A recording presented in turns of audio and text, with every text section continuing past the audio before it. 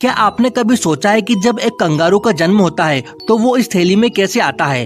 देखिए, कंगारू में गर्भावस्था के 30 से 40 दिन बाद एक अनडेवलप बेबी बाहर आता है।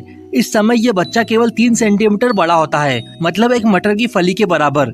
जन्म के बाद इस बेबी को इसकी माँ के पेट पर चढ़कर उसके पेट पर बनी इस थैली में जाना होता है, और अगर ये बेबी इसमें नहीं पहुँच पाए तो इसके बचने के चांस कम हो जाते हैं।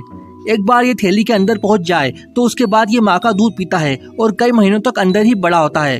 कंगारू की ये थैली बच्चे के लिए एक छोटे घर की तरह काम करती है, जिसमें उसे गर्मी और खाना मिलता है।